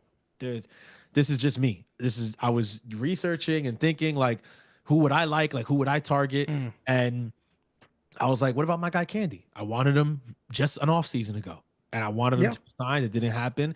I think he signed a very good deal, $45 million, 15 a year. I think that's perfect. And look, even in a rough year, still hit 20 home runs. He's a guy who hits lefty. Yep. He's a guy who, shows He's a switch up. hitter, isn't he? Is he a switch hitter? Is he switch? I know he hits lefty, but I don't know if it's that he's a switch. Yes, he does bat both. I thought it was. He's a switch hitter. So So that balances a bit. yeah, I think, bro, honestly, Candy's an interesting candidate for me. I think I'm not saying that the Reds are even interested in. Yeah, you're just mentioning a name that could you never know that there's conversations out there that could make sense. There's no what's it called? We did it a couple weeks. We did it like a week and a half ago with Carlos Correa, and there's no indication that Minnesota is trying to move him or whatever. Yeah. Just a name that people talk. Look, somebody's talking about it in the chat right now. Carlos Correa. Like, Yep. Would I like Funny. Correa? I'd love Correa, but I saw this name in there a couple of times. Let me get the video real quick. It's all right, gents, hear me out. If they sell Ketel Marte, I know it's not happening, but it's Christmas. Let me cook. Also, Merry Christmas, brother. I'd give up. I'd come to the table willing to make any type of trade they'd want to make if that man was available. But it's like I've been telling people, man, other teams want to win him if too. you're Arizona? That's my thing. Other teams want to win too because I see his name like, guys, he's an MVP candidate. I mean, he's that fucking good. He's an MVP candidate.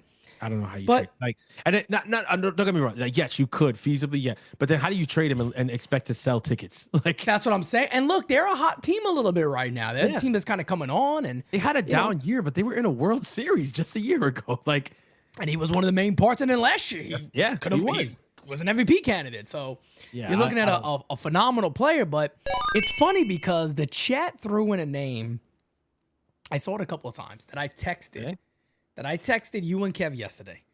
And I said, what if you call the Mets and you go straight up Marcus Stroman for Jeff McNeil? Stroman stays in New York. Yeah, the salaries are not too far off. I think McNeil has an additional year after this. But it would basically be a wash money-wise. I think McNeil gets like 15 a year and Stroman gets 18 this year. So it would be a little, maybe the Yankees go up, pay the 3 down, and it's a wash. Last case scenario type deal to fix your infield. I'll be honest with you. If that's like a last case scenario type thing and there's nothing else that's worked out in your favor that's on the table, I don't know how upset I would be about a move like that. I don't think I'd be mad at it, to be honest. Kev hated it. He hated it. He wanted to kill me when I said it. Here's the thing. The reason that I wouldn't be mad at it is what we're trading for it. Like Stroh's That's what I'm guy. saying. You're not giving nothing, really. Stroh's my guy. But I think at this point in the team, with the way the team is constructed, is this the best environment for him to thrive? Like, he's a player that I want to see succeed, but I don't know that the place for him to do that is here right now because of the way that the rotation is constructed and the fact that if you look at all the options we have, he's probably like on the very back end of it. And No doubt. He shouldn't be pitching there right now in his career. He should be somewhere like a 3-4. He shouldn't be the 6th guy in a rotation. So does that mean that he fits here? No, I don't think he fits here, especially when he's making team-friendly money. 18 is not a lot for a starting pitcher who gives you the amount of starts that Marcus Stroman can with the quality that he can. He's not going to give you ace level, but that's not what he brings to the table. He's an innings eater. He's a guy who goes out there every 5 days, keeps you into games more often than not. And yeah, he's going to have a 4 ERA, 4.5, whatever, but he's out there. He's taking the ball. Like, that's what you need. Like, believe it or not, when you're building a rotation, every team needs a guy like that. Facts, especially the more towards that back end. And yeah, you need it. You know, one of the things too that I was actually looking into, because you know, I thought about that. I said, let me look into this a little more. Let me tell you something. Jeff McNeil is a Yankee Stadium player. He's a Yankee Stadium player, way more than Citi Field. I mean, I just want everybody to understand one thing here. We're not saying these are our priorities. These are our number one choices. We're simply just going along with what could happen down the line if maybe Bregman, Nolan, none of these other deals that we expect could happen fall off and you don't have many options. Yoan Moncada's another name. We could talk about him a little bit after this. But if you look at Jeff McNeil, look at the spray chart again, look at the right field. He's not the greatest. He's not like a gold glove, like premier defender at second, but he's good. I would say he's right there with Glaber, if not maybe a slightly better. I'll be honest. I'm kind of coming at that in a level of ignorance because I don't know a shit ton about his defense. I think he's better than Glaber. He's better than Glaber. I know you definitely see more Mets and talk to more Mets people than I do, so I know you would definitely know that. But last year he had 12 homers. That translates to 19 for the New York Yankees because of the type of hitter he is. That could be a sneaky good move for the Yanks to try to figure out a way to, if everything falls off the table and there is no move to make, that Jeff McNeil could become your second baseman. And then you still got, I think, improved infield. For sure. Again, I'll say it again. I think if that's the deal, bro, straight up, contract for contract, Yankees maybe eat the $3 million. Okay, cool. Am I mad at that? No. I think it's. And I know you'll know this more than me about Marcus Stroman. I know he had the trouble with the Mets, but that was previous. That wasn't Cohen. I don't think that was way before. Yeah, I thought so. I think because I saw somebody mention that. I was like, I think that was well before that. Yeah, and it's a completely different team now with a completely different vibe. I think. Look, he definitely seemed to enjoy New York. I don't think he's going, and he knows City. He was there for some time. Like, yeah, I think it's not. I don't think it's something that he would be opposed to. He wouldn't have to uproot his family or anything like that. And he slots in as probably, number 3, number 4 over there right now with the way that things look in the rotation. Yeah. Could it be a move that Stearns is interested in? Yeah, I know Stroman's a little bit older. Stearns doesn't like necessarily paying a little bit, but he's not even making 20. And if the Yankees eat 3 of it, he's making 15. and you're moving, you're opening space by moving Jeff McNeil, and you're bolstering up a rotation. You're adding innings to the rotation. If you look at the approach that David Stearns has taken to the Mets rotation this offseason, he hasn't necessarily added, like this like overwhelming like super quality. He's added tons of innings. He's added correct. Innings. Like he's Correct. just every move, the little moves, the whatever. It's just he's adding innings. I think he feels that offensively, the way that they're set up, they're going to score. They're going to be a potent offense. They're going to be an offense that flows on most nights. Yeah. Just needs he needs bodies to be on the mound to eat the innings, and he needs to be able to get to the back end of the bullpen. He needs to be able to get to Edwin, and I think that's the way he's looking at it. And if I'm correct on that, I think Stroman does kind of fit that. Would Mets fans like it? No. And would Yankee fans necessarily be happy about Jeff McNeil? No. But I think for both teams, it could be a sneaky good move. Yeah, no doubt about it. Brian Gonzalez says, hey, fellas, just coming on now. I know it'll never happen. What do you guys think about Max Muncy? I know I want Ryan McMahon. Talked about McMahon a lot, man. He is the Colorado Rockies owner loves that guy, and he's trying to build that team around him a bit. Probably will come to a point where he may have to deal him because it's going to get too late, but I don't expect that to happen. David Douglas says, guys, would you trade Spencer Jones in a Brendan Donovan deal? If it's Donovan and a good reliever, you bet your fucking ass I would. If it's Brendan Donovan and one of their relievers, I don't think Helsley would be that guy, but if they have another lefty reliever that's pretty good, I'll be very, very willing to make that type of deal. I'm sorry if Dominguez is in your outfield, he has no spot here really. Tucker's available next year. Yep, that's the move I make. I do it. My question is, would you do it now, given the way that the outfield is kind of set? Yes. So what do you do with Belly, Dominguez, Judge? Like, how do you rotate it? You wouldn't have to. Okay, timeout. We're trading who? Spencer Jones. Oh, sorry. You meant Dominguez? You thought I was talking Dominguez? I heard Dominguez. I understood Dominguez. You heard Jason Jones is what you heard. You heard Jason Jones. It's my fault. It's not. I was gonna say it's not my fault. It's your fault. I heard Jason Jones. What I was thinking you were getting to, I thought you were thinking, Donovan played a lot of left field, so I thought you were saying, well, then how are you gonna fit all those guys there? Because he plays third. He plays third very good. Actually, no. But if we're trading for him, I'm guessing we're trading for him for infield. But yeah. I thought. I thought the deal would be Dominguez, Jason Jones, and Donovan, whatever. Yeah, if they could, if we could swing that, boy. Oh, the team's stupid because I went before. Matter of fact, I think I forgot to say this before with Bregman, but it would take more. No, is Clark Schmidt not in that deal? Is it not like Clark Schmidt and Jason Jason Spencer? There he is. You see what the fuck? I got Jira laughing at me. She loves this. She loves this. Jason Spencer and Jason Jones. Spencer Dominguez. I mean, you got Spencer Dominguez out there. So Spencer Jones, I'm thinking if it's Brendan Donovan and I'm St. Louis, I'm gonna try to get Spencer Jones and Clark Schmidt out of that. Would you do that? Look, I would with the Yankees. That's the problem because I would do it. If you added this, you're confirming you would do it. Yes, the Yankees do it. 100%. I would. If you add in this man, and I don't know if you guys remember this. I think I want to say Garrett Cole was on the mound when the Cardinals came to Yankee Stadium. I think it was Garrett Cole. This motherfucker laced up the Yankees. He homered. He was hitting balls in the gap. I mean, he's one of those guys you watched him and he said, "Put this guy in pinstripes, please, please." Get this guy to be a Yankee. He does just about everything good. This guy, when you look at like Bregman, you go, well, this is a gamer. This guy plays ball. He's a baller, yep. This guy's a baller, man. And man, if you ever got Brendan Donovan on this team, you got a leadoff hitter immediately. Holy friggin' shit, watch out. Because I could see the Yankees then maybe going Donovan, Judge, Belly, Goldy, something along those lines. I mean, that is nasty. This is the type of, look at the fielding. I mean, this is the type of player you want. Doesn't have a great arm, so second base would be better for him, but he plays a lot of left field too. So you could really move this guy around if you want.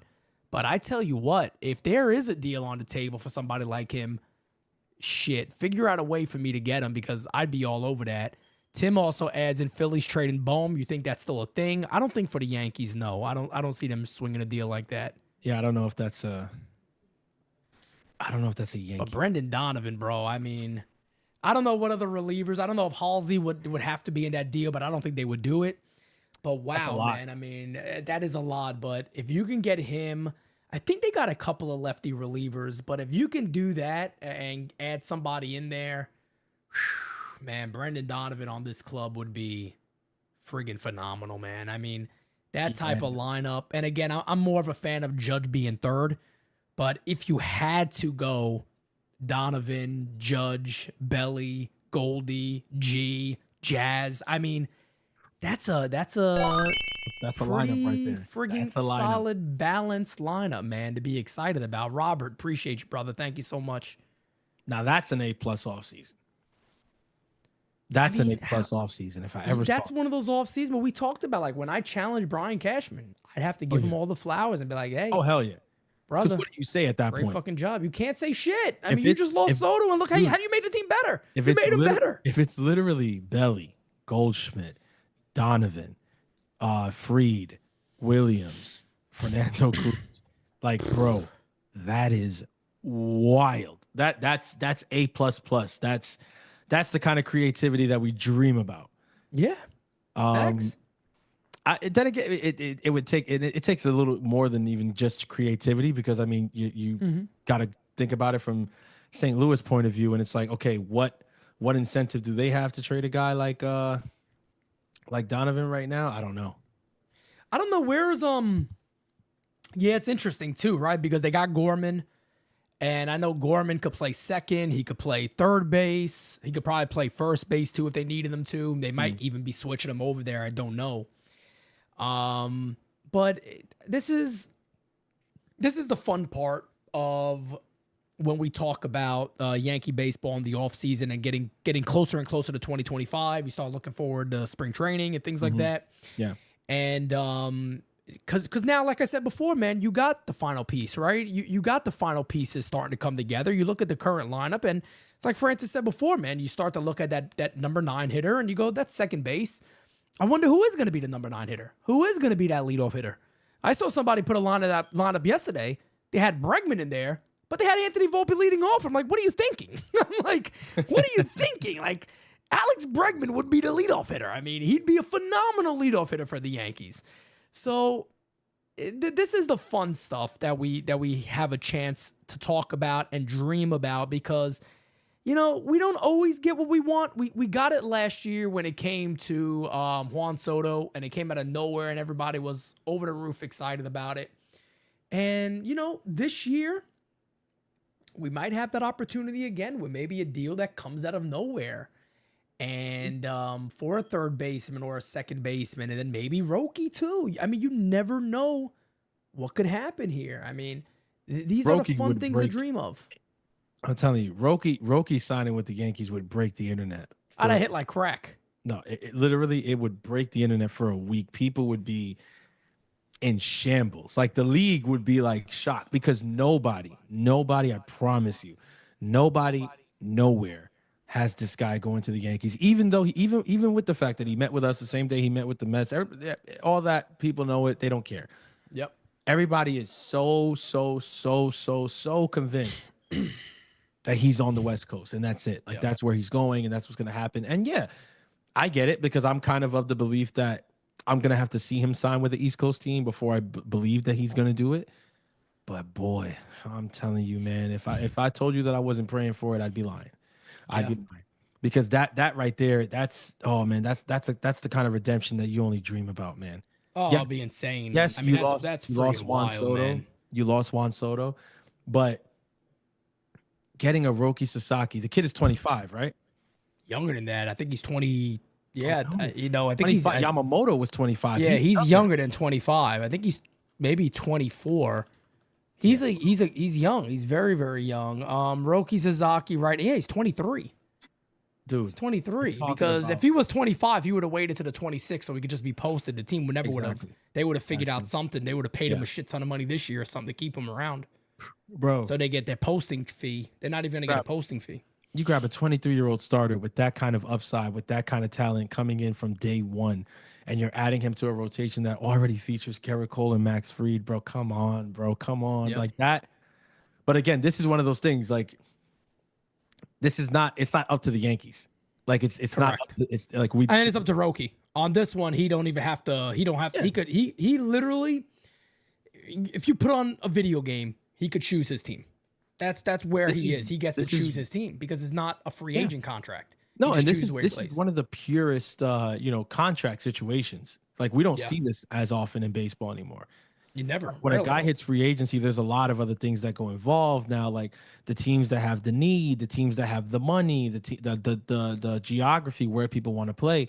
But when a guy comes over from Japan this way, and it's like teams can only offer you this this amount from international pool money and whatever. It's like, yeah, this really just comes down to like where this guy wants to go, where this guy wants to play. That's all it's about. And I guess maybe if he is open to the East Coast and the Yankees really sell him on it, maybe there is a real possibility. And man, if that news breaks and he becomes a New York Yankee, I mean, you got a whole another.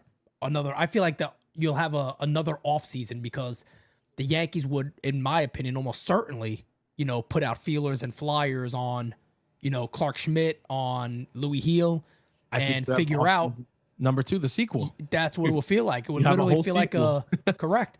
I mean, the rest of that month of January would be probably the most interesting 10 days after that deal, 10, 12, 15 days after that deal to see what they would do. Because one thing you got to remember, folks, is a lot of teams sitting back aren't going to sit there and go, hold on a second. I'm going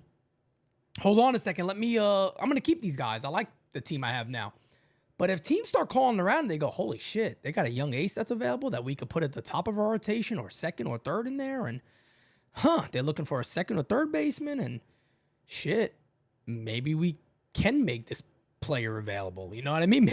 Maybe we really could make this type of deal available for us. And now new players that you didn't know were available could go ahead and get in the fold. So because there's a lot of I think that's what it is right there. That's the point, is that what's available to the Yankees right now, like what we're speaking about, and the reason we spoke about these like less than sexy names is because this is what's available to a team that is not willing to part with a Louis Heel or a Clark Schmidt or or a Jason Dominguez or things like that.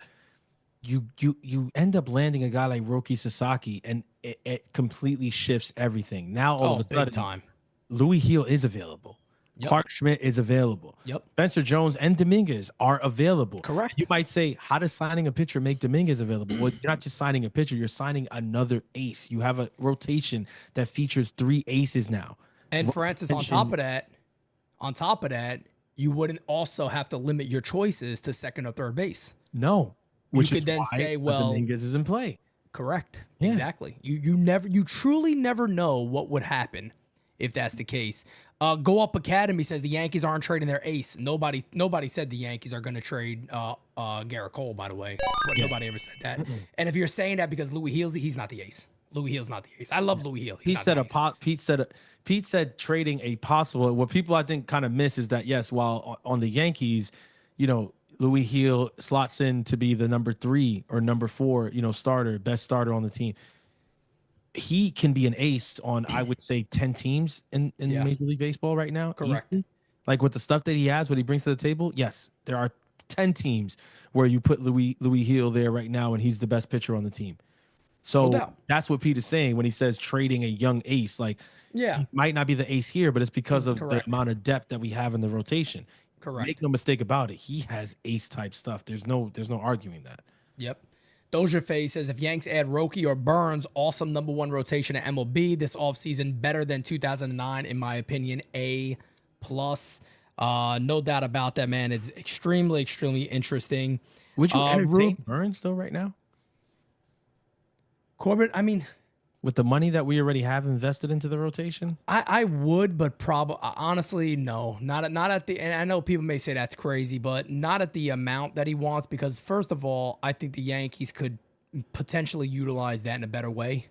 Yeah, Now, I'm not look. If news broke that they got Corbin Burns, I'm not going to be angry about it. I wouldn't be No. upset. I'd be It's almost the same thing as Roki. You can then trade somebody and figure something else out. So yeah, it'll be interesting. But if I was here, I wouldn't be the person looking to do something like that. Ruben says, when Soto said it's a Mets town, I really think Cashman said hold my beer, especially if we land Roki. Well, when he said that was bullshit anyway. I mean, you gotta win something to be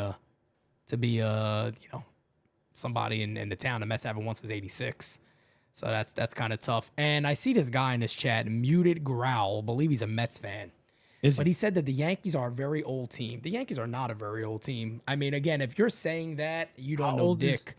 How old is Jason Dominguez? How old is Anthony? I mean, I pulled up that lineup. Austin Wells. How old is Louis Hill? How old Jazz is Schmidt? How old is Jazz Chisholm? Like, you got a shit ton. Aaron Judge is still in his prime. You can't sit there and say Aaron Judge is an old player. He's not an old player. The best hitter, and people, I get it. Yes, we lost Juan Soto. The Mets got him. Congratulations. The best hitter in baseball, bar none, still plays for the New York. No question about it. There's no argument to be made about that. And if you're not biased, you Soto, agree. Mookie Betts, Fernando Tatis, like whoever you want to name, all right? Rafi Devers, Vladdy Jr., all great hitters. Shouts out to them. Beautiful. When it comes to stepping in that batter's box in the regular season, they do not hold a candle to Aaron Judge. He's the best hitter in baseball. Correct. No doubt about that. No doubt about that. So, yeah, I saw that in there, and he's going back and forth with a few people, but completely wrong. He says the Mets have an older average age, actually, right now. I didn't know that. They very well could. I'm just saying, look, I'm not even sitting here taking a shot at his team. I'm just simply saying, if you're sitting there saying the Yankees are an old club, you're 150% wrong on that. They're not an old club in that regard. Even adding a 37-year-old, even if they added Arenado, they're not some extremely old club that you look around, because they got a shit ton of control for younger players in prime position, shortstop, like Francis, starting pitching, catcher, outfielder. There's a lot there, and a lot of their utility guys could be very, very young players. So these people to say that it's either just a bias or trying to take a stupid cheap shot that just isn't accurate. Guys, you can take them other ways, but the numbers are there. The numbers are there. Otani's good. You can make, if you want to argue that he's the best player because he pitches and he hits, I'm not going to argue with that. I understand elite pitching, elite hitting, or whatever. But if we are just talking about hitting over 162 games, Aaron Judge is the better hitter. Yeah, everybody knows that. Jason in the chat says Soto's better. Soto was never better than Judge. Soto wasn't better than Judge. And I love, everybody knows how much Pete Simonetti loves Juan Soto. I'll say it, if Soto signed with the Yankees, the day Soto signed with the Yankees. Look, when it comes to the big moments, who would I rather have up? I'd rather have Soto up. Soto, yeah. If it's a long stretch of games and I need real production overall, Aaron Judge. It's not even close. There's nobody, in my opinion, that's a better overall player than Aaron Judge. It's just not. He's the best hitter in baseball, in my opinion. That's over Ohtani. It's over. I mean, look, put his numbers next to Ohtani's. It's not close. It gets me mad. You can literally do it. It's not close. And look at the lineup he was in. The shit that people do, it's like this bothers me, because it's like, guys, Aaron Judge, you can make your narrative, all right? The postseason narrative is there. Nobody has hammered this guy harder about the freaking postseason, disappointments than NYY Underground. Nobody. Like, we have been at the forefront of calling him out for not showing up when the team needs him most in October. And so, like, we are out there. I mean, literally calling the games in the World Series, begging for this dude to do something, begging. Like, God, you have to show up, dude. Like, you have to. That doesn't change the fact that over 162 games in the regular season, there is nobody better. Nobody. There's nobody better. I'm sorry. Like, Jason, you're wrong. He said, "Oh, there you go. You said it. You said you'd rather have Soto up in a big set." That doesn't mean he's better. It doesn't mean he's a better hitter. Doesn't mean he's better. Let me tell you something. That could mean that he's more clutch. Can I say? Let me tell you this real quick. You ready for this one? Josh Donaldson won MVP awards. I'd rather have Scott Brosius up in a big moment than Josh Donaldson when he played for the Yankees. And anybody could sit there and go, "Oh, he's a way better hitter." Okay, his career he was. Big moments, okay. Doesn't mean he's a better player. Exactly. There's people, exactly. Stanton in the postseason. It's like, bingo. In a big situation, in the postseason, all throughout this year's postseason, I want him over Judge. I much prefer Giancarlo Stanton over Aaron Judge. I agree. That Giancarlo Stanton is a better hitter than Aaron Judge? No.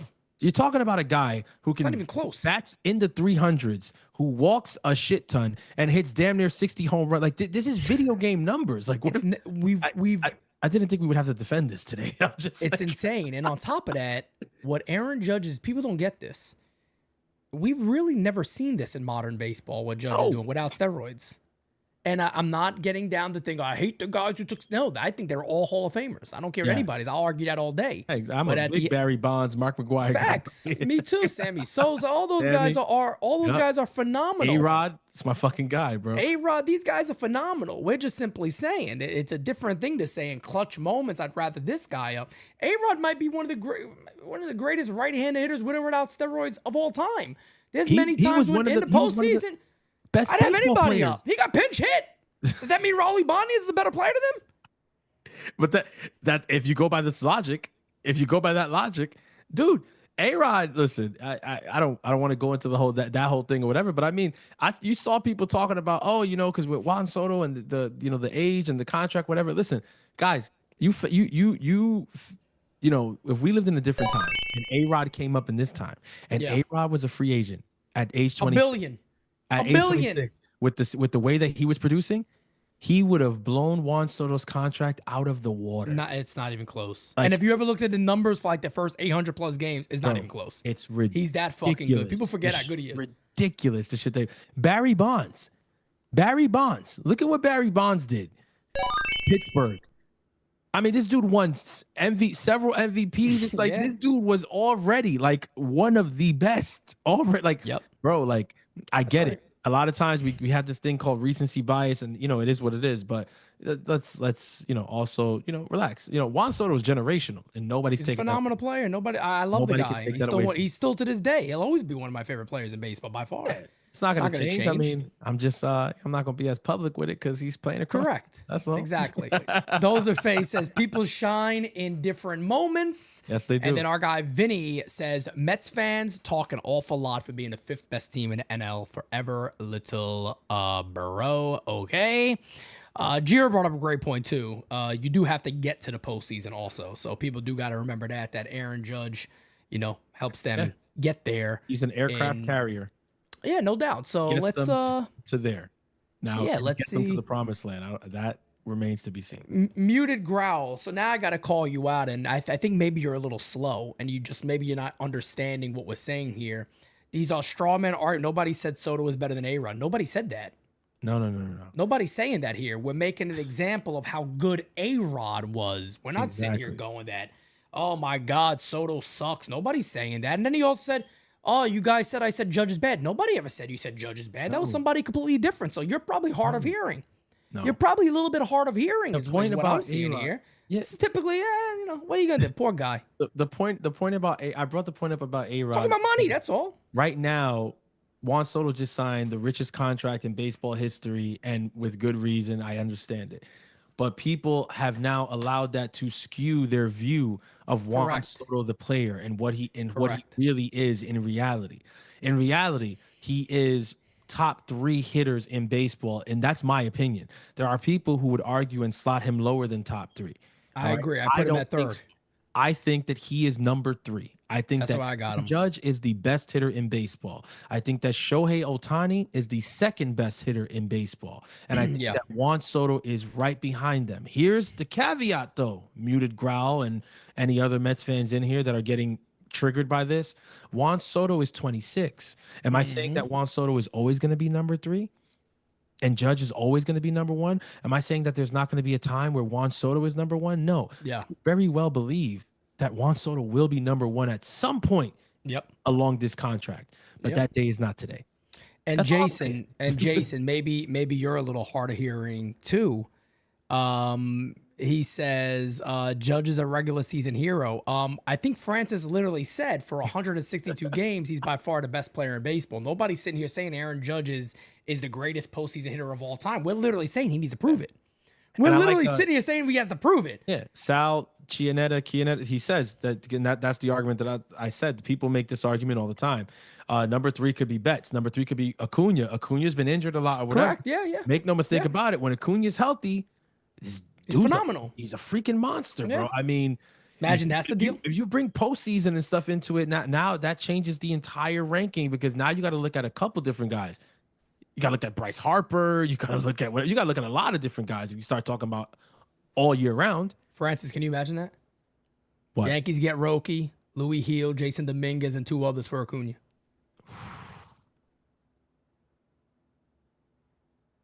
Listen, man, I love the fucking off season is so much fun. I buy that jersey so freaking fast. I buy the jersey before the trade is finalized. Okay, I get wind 2 seconds early, and I buy the jersey. Okay, are you kidding me? I love Ronald Acuna. Love him. That'd be wild. I'm broken up about the freaking injuries these past couple years. It sucks, man. That would be such a great player. Wild. Ruben says Judge career 162 game average, 29 doubles, 51 home runs, highest in MLB history, by the way. 288 average, 406 on base percentage, 604 slugging, 1,020 OPS. It's stupid. It's stupid. Sal, we appreciate you, man. Thank you so much, brother. These are the numbers. He's a first-time listener. Welcome. Yeah, man. You picked a good episode, brother. First-time listener, and he made some sense right off the bat. You belong here. Welcome. Yeah, we want you to hear more, Sal. We want you to hear more, guys. As we get ready to wrap up here, I just want to say, do me a favor, follow us on Instagram if you have not. The IG is building a lot. So definitely keep checking that out. And again, you can catch Designated Spittaz on Apple Podcasts, Spotify, all that fun stuff. You can catch us over there. And on top of that, we don't know what the next move of the Yankees is going to be, but I'm a little excited to watch this team this year. So March 29th is my offer and invite to you guys. Come and join us at Yankee Stadium. We got the Audi Club all to ourselves. It's going to be amazing, baby. All you can eat through the 7th inning. You got, it's not ballpark food. You got steak, pizza, desserts, pastas, all that stuff going there. It's the second game of the year, so a great time to watch all that. So we'll see. Can't wait to be back in the Audi Club with the community. I don't want to give these people any more. I don't want to give these people any more takes here, but Mets will win a World Series with Soto too, while the Yankees may not even make the playoffs next year. You guys are fucking delusional sometimes, I swear, man. I mean, what gives you overconfidence that, first of all, the American League East, Yankees, Orioles? Is that like the real? I mean, Boston maybe. Yankees, Orioles, Boston. We'll just say for the hell of it. Look at the AL. Look at the NL East. You got the Braves. You got a Nationals club that's getting a lot better. It's getting a lot better. Much better club. Not saying they're going to be some major contender. The Phillies. But then you got the Phillies. I'm like, I think. I mean, you might wanna. They forgot the season that the Phillies had last year. Pull your pants up there a little bit, buddy, and tighten those belts a little bit, so. Because you never know what could happen there. Anything could happen in baseball. We know that. Listen, but it is what it is. I'm not gonna. I hope this is not the best the Mets fans have, because we know some better Mets fans than you guys. You guys fucking suck. Way better. Listen, like, I gotta keep it. The 2 Mets fans in the chat today, please come better. You guys fucking suck. Y'all didn't do a great. Y'all didn't do. Nah, you ain't doing good for you. Your team should beat you guys up next time they see you at the stadium. That's bad, bro. I'm gonna tell you right now. I'm not. I've been saving like, certain takes that I have on, how 2025 can play out in terms of like Yankees and stuff with the Mets and everything like that, because it's not even worth putting it out there. But it's really, all I'm gonna say is it's really hilarious to hear that you think, wow, y'all go into a World Series next year and the Yankees aren't even gonna make the playoffs. That's a very interesting take. Hey, you know what? Let's see. I'll leave it at that. Let's see, buddy. Let's see. We'll see. We'll see. BX Kid said Acuna will get more than Soto. Book it. You never know. He comes back. This is a funny one here. Cool J said the Mets got Montas, Holmes, and a bag of Fritos as a pitching rotation. Basically. Clay Holmes is the bag of Fritos. Damn. So they just got an extra bag. Yeah, they got 2 bags. There, that's it. So Francis, do as you do best. Take us on out of here, man. Listen, man, I want to wish the best community in all of the world a very, very, very Merry Christmas to you and yours. I pray that you guys have blessings. I pray that you celebrate it surrounded by the people that you love, the people you care about. I pray that, you have everything that your heart desires. Health and wealth, man. And I'm truly thankful to all of you guys for everything that you've done throughout this season and the seasons past in making this the best community that it could possibly be, and continuing to help this grow into the best community that there ever will be. So please do me the favor of keeping it locked and staying tuned, because the best episode will in fact be the next episode. Oh, yeah. And as my guy Reaper says, don't insult Fritos. Let me tell you something. I am a fan of Fritos, so I agree. We could go with like, what are those? Funyuns. I don't know if anybody likes Funyuns. Is wild. Yo, Clay Holmes has you a like bag Funyuns? of Funyuns is crazy. I don't like Funyuns. I'm not a Funyun guy, but let me tell you something. You get a bodega sandwich and you get some Fritos with it. Sign me up, baby. That's the way to go. But ladies and gentlemen, we will never come whack on a designated Spittaz track.